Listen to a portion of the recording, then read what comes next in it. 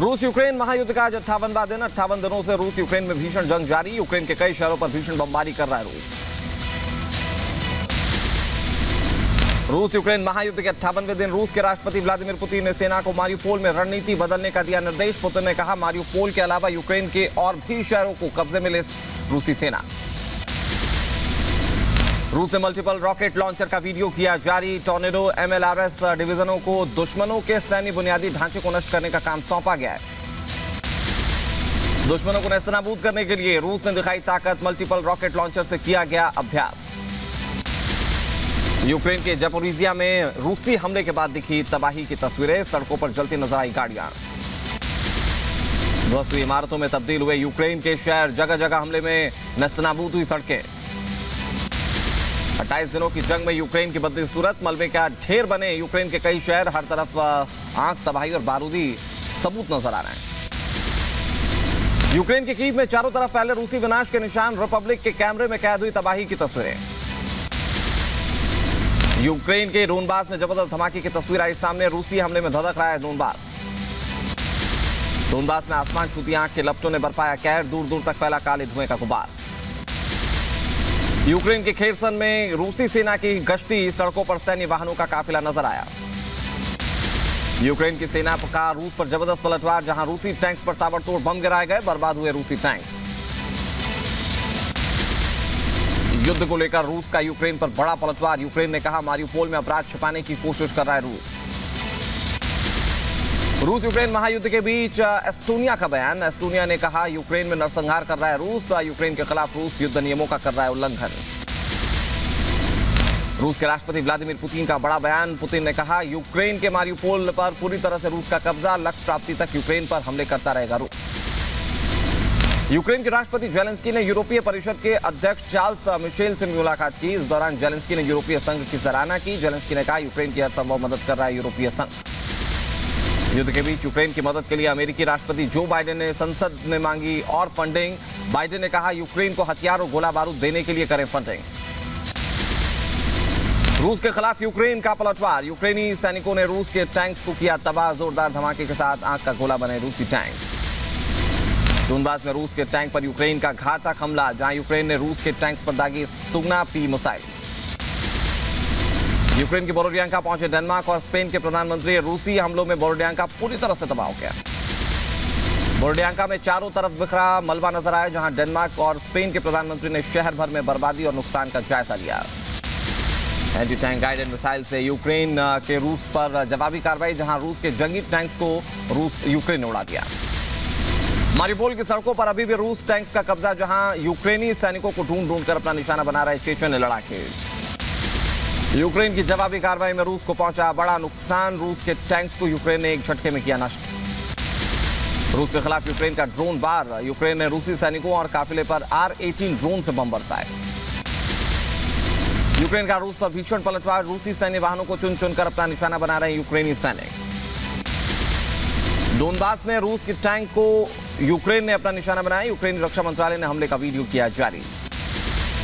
महाजंग के 58वें दिन यूक्रेन का बड़ा दावा। जहां रूस के जंगी विमान को यूक्रेनी सैनिकों ने मार गिराया। इज्यूम के पास रूसी विमान पर दागी मिसाइल।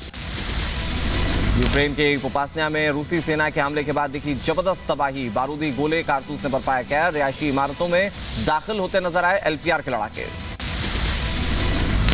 चेचन्य लड़ाकों का यूक्रेन पर प्रहार जारी। चेचन्य फोर्स ने यूक्रेनी सेना के 8 जवानों को बनाया बंधक। रूस और यूक्रेन में जारी महायुद्ध के बीच बेलारूस की सेना का युद्धाभ्यास। 60 mm लाइट मोर्टार का किया परीक्षण। दिल्ली के जहांगीरपुरी हिंसा मामले के आरोपियों की आज कोर्ट में होनी है पेशी। सोनू शेख, अंसार सलीम और गुल्ली दिलशाद की आज खत्म हो रही है कस्टडी। रोहिणी कोर्ट में आरोपियों को किया जाएगा पेश। हिंसा मामले को लेकर बोले इत्तेहाद मिल्लत काउंसिल के राष्ट्रीय अध्यक्ष तौकीर रजा। भड़काऊ बयान दिया। तौकीर रजा ने कहा, अगर मुस्लिम सड़क पर उतर गए तो कोई नहीं कर पाएगा कंट्रोल। देश बंटवारे की ओर जा रहा है। तौकीर रजा ने हिंसा मामले को लेकर कहा कि मुस्लिम सिर्फ सड़कों पर ही नहीं आएंगे बल्कि अपनी इच्छा से गिरफ्तारी भी करवाएंगे। हमारा आंदोलन देशव्यापी होगा। अलीगढ़ मुस्लिम यूनिवर्सिटी के स्कॉलर रेहान अख्तर काजमी का बयान। रेहान ने कहा, सबका साथ, सबका विकास, सबका विश्वास का जो सरकार का स्लोगन था वो कहां है। मुस्लिम नुमाइंदेगार मुल्क के हालात को लेकर राष्ट्रपति और PM से मुलाकात करें। तौकीर रजा के बयान पर उत्तर प्रदेश के मंत्री दानिश आजाद अंसारी का पलटवार। दानिश ने कहा, आम मुसलमान ने जान लिया है कि विकास और तरक्की करने वाली कौन सी पार्टी है, इसीलिए जनता ने सरकार को चुना है। तौकीर रजा को दानिश आजाद अंसारी ने कहा, ऐसे मौलानाओं की गीदड़ भपकी से देश नहीं चलेगा, यह देश संविधान से चलता है। देश में अब कांग्रेस की नेहरू जी वाली लचीली सरकार नहीं है, देशभक्तों की सरकार है। दिल्ली की जहांगीरपुरी हिंसा को लेकर राजनीतिक बयानबाजी जारी है। बीजेपी नेता ने कहा, करौली में हिंसा से पलायन हुए तो पीड़ितों से मिलने नहीं गया विपक्ष को सिर्फ राजनीतिक रोटियां सेकनी आती है। इधर केंद्रीय मंत्री गिरिराज सिंह का जहांगीरपुरी हिंसा को लेकर बड़ा बयान। गिरिराज सिंह ने कहा, देश में एनआरसी कानून लाने का समय आ चुका है। देश की सामाजिक समरसता को बिगाड़ने के लिए कोशिश करने वालों को भुगतना होगा इंसान। एनआरसी कानून लानी चाहिए और एनआरसी कानून ला करके पूरे दुनिया में हर देश का अपना एक पहचान पत्र है, भारत में भी होनी चाहिए। तौकीर रजा के बयान पर उत्तर प्रदेश के उप मुख्यमंत्री केशव प्रसाद मौर्य का पलटवार। केशव प्रसाद मौर्य ने कहा, जेल में जगह खाली है, जो गुंडाई करेगा उसे भेजा जाएगा जेल। उन्होंने कहा, एक बार मुसलमानों को फिर निकलना पड़ेगा, जेल भरना पड़ेगा। जेल में जगह खाली है और जो गुंडाई करेंगे ठीक किया जाएगा। तृणमूल कांग्रेस ने जहांगीरपुरी में एक फैक्ट फाइंडिंग टीम को भेजने का फैसला लिया है। फैक्ट फाइंडिंग टीम हिंसा के स्थल पर जाकर बातचीत करेगी। सपा अध्यक्ष अखिलेश यादव के निर्देश पर आज सपा प्रतिनिधिमंडल दिल्ली पहुंचेंगे, जहां दिल्ली के जहांगीरपुरी में हुई हिंसा के बारे में जानकारी ये टीम लेगी। जहांगीरपुरी पहुंचे कांग्रेस नेता अजय माकन और हारून यूसुफ। हिंसा वाली जगह जाने से कांग्रेस नेताओं को रोका गया। जहांगीरपुरी में अतिक्रमण हटाने पर कांग्रेस ने एक तरफा कार्रवाई करने का आरोप लगाया, जहां रिपब्लिक भारत के सवालों का नहीं दिया गया जवाब। भारत सरकार की पॉलिसी है कि बगैर नोटिस किसी को नहीं हटाया जा सकता है, गिराया जा सकता है, तो क्यों ये काम यहाँ पे कल हुआ है।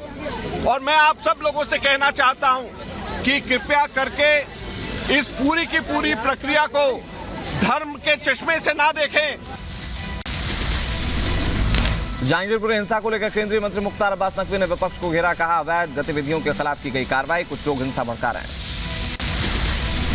और जो लोग मुद्दा बुलडोजर बना रहे हैं वो इस बात को इग्नोर करने की कोशिश कर रहे हैं, इस बात पे भ्रम पैदा करने की कोशिश कर रहे हैं कि कार्रवाई बलवे और बलवाइयों को रोकने की है।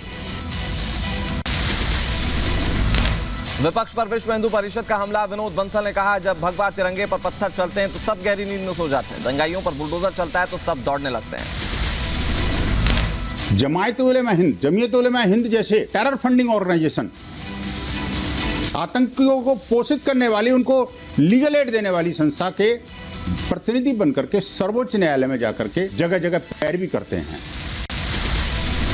उत्तर प्रदेश के शाहजहांपुर में सपा प्रत्याशी और पूर्व विधायक की बिल्डिंग पर चला उत्तर प्रदेश सरकार का बुलडोजर। अवैध कब्जा करने वाले जमीन पर प्रशासन ने चलाया बुलडोजर। उत्तर प्रदेश में माफियाओं को लेकर एक्शन में यूपी सरकार। उत्तर प्रदेश के संभल में अवैध निर्माण के खिलाफ प्रशासन की कार्रवाई, बुलडोजर से हटवाया गया अतिक्रमण। उत्तर प्रदेश के हमीरपुर में अवैध कब्जे पर चला बुलडोजर, अपराधी के मकान को प्रशासन ने किया ध्वस्त। सिविल सेवा दिवस पर पुरस्कार पाने वालों को पीएम मोदी ने दी बधाई, बोले हर जिले को नंबर 1 बनाने का लें संकल्प। पीएम नरेंद्र मोदी बोले, राष्ट्र सर्वोपरि हमारा मंत्र होना चाहिए, नई शिक्षा नीति से बड़ा बदलाव आया। काम में कसौटी एक होनी चाहिए, इंडिया फर्स्ट, नेशन फर्स्ट, मेरा राष्ट्र सर्वोपरि, हमें जहां पहुंचना है। प्रधानमंत्री नरेंद्र मोदी ने कहा, देश राज सिंहासनों से नहीं बना, देश जनभागीदारी का परिणाम है। हमारा देश राज सिंहासनों की बपोती नहीं रहा है, नहीं राज सिंहासनों से ये देश बना है। आज जो भी हमने प्राप्त किया है वो जन भागीदारी की तपस्या का परिणाम है, जनशक्ति की तपस्या का परिणाम है। सिख गुरु तेग बहादुर के 400वें प्रकाश पर्व के मौके पर पीएम मोदी का संबोधन। लाल किले से सिख समुदाय को संबोधित किया पीएम नरेंद्र मोदी ने।